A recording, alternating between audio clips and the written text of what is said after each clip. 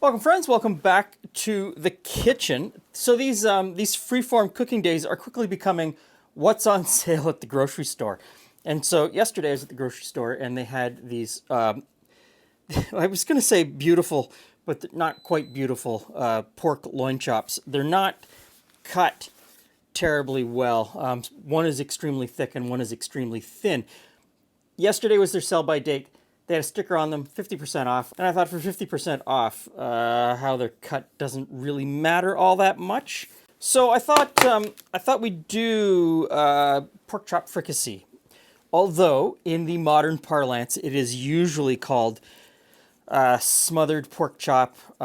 If you search for it on YouTube or in the blogosphere, it's always going to be called southern smothered pork chop or southern smothered, something like that. I'm not really sure where that association with southern came from, since it originates as a French dish, I guess. So salt and pepper on both sides of the pork chops. And this is a basic method. If you go back through our channel, you're going to see the recipes that we did from the 1800s and 1700s for chicken fricassee. And that idea is that you fry the meat and then you cook it in a sauce. Sometimes it can be a gravy or a cream sauce. Today we're going to do a mushroom sauce. Also at the grocery store today, they've got these mushrooms. The grocery store that I normally go to has a section that is ugly produce, and so in the ugly produce section, they had these mushrooms, and they are essentially just ugly mushrooms. They're misshapen, they're not all the same size, they don't conform to the beauty standards of a beautiful mushroom. And when you go to the other mushroom section, they're all perfectly sized and set up. I don't care. Mushroom's a mushroom. It's going to taste fantastic. That's all I need. So this is our rib and chicken mixture. Rib and chicken rub that I use on the grill in the summertime. Salt and pepper is all you really need on these pork chops, but I think a little bit of this rubbed into both sides will be really good. So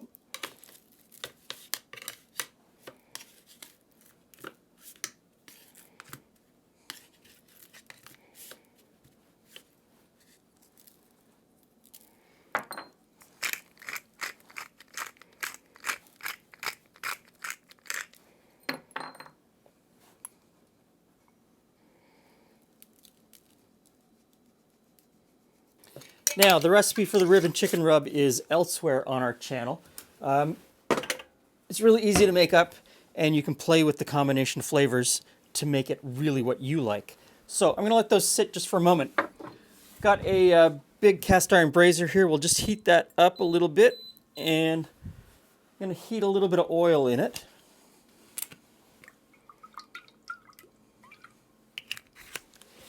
And just for good measure, just to bump up that pork flavor a little bit,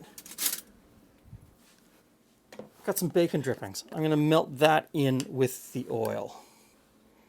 Maybe a tablespoon, tablespoon and a half, something like that.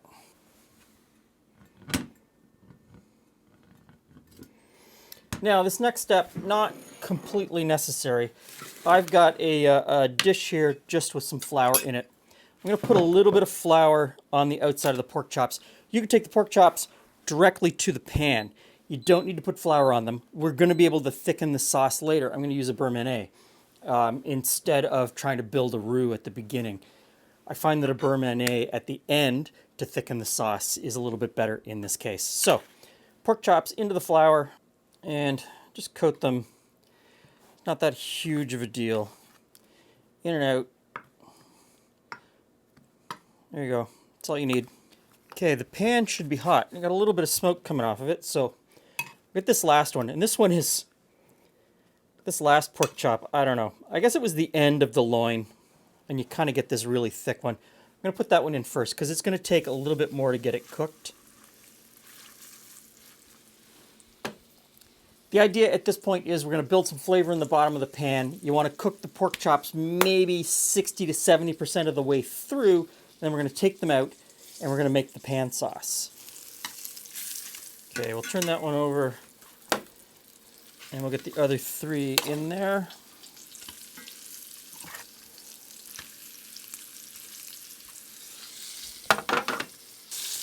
Okay, these are looking pretty good. We've got some nice browning on the outside of the chops, and we've got some pretty good fond in the bottom of the pan. So I'm just going to put them off onto a clean tray and set them aside for a moment. Looks like we've got enough oil in the pan, so in with some chopped onions.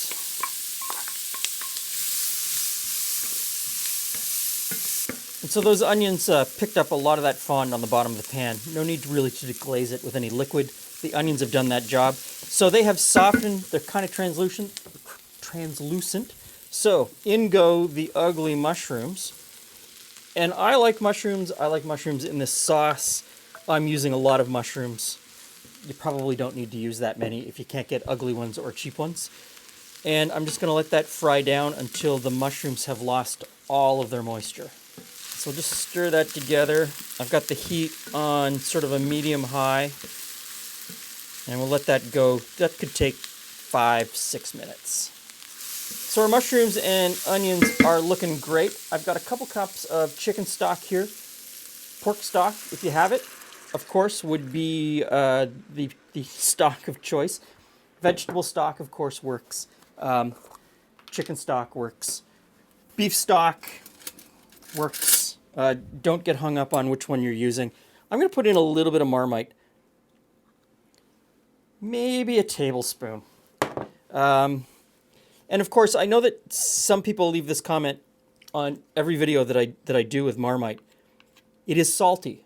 It is salty, so you have to be careful with how much salt you add later. Always be tasting what you're making so that you're not adding too much salt. So I'm just going to bring this up to a simmer. So I'm looking at this and thinking, I want a little bit more gravy than that. So I'm going to add somewhere between 3/4 of a cup and a cup of water to that. And we'll bring that back up to a simmer. Okay, so we'll give this a taste.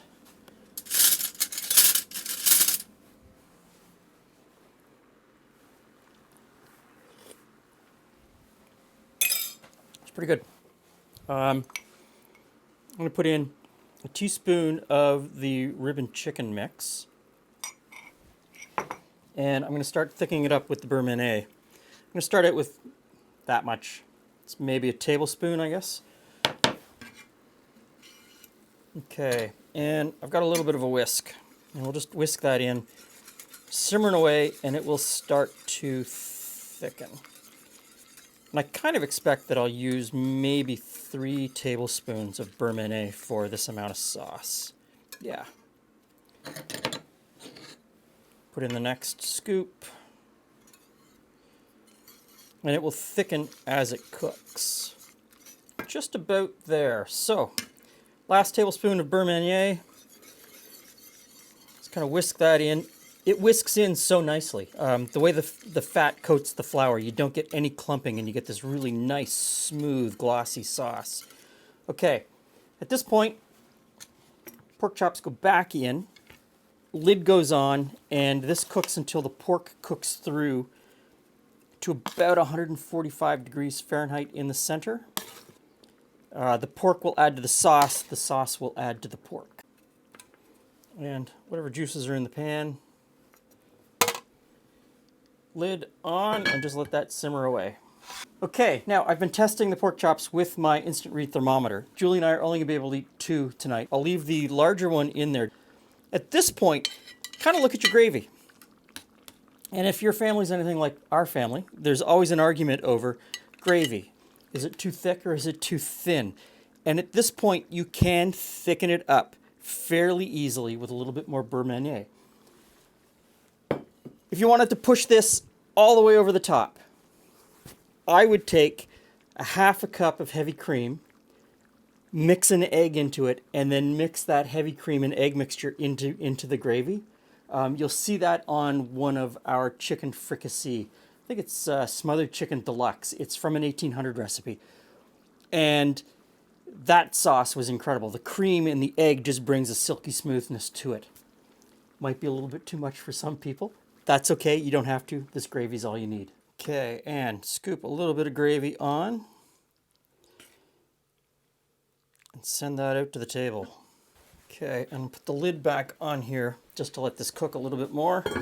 Hey friends, hey Glen. Jules. You got the I got the ugly misshapen mushroom. You know what? We waste food, right? Why waste food? I know. Everybody wants the pretty looking food. It still all tastes the same. I have to believe in my brain that the ugly mushrooms end up in a can of Campbell's mushroom soup. Because for that type of processing, it doesn't matter what the mushroom looks like.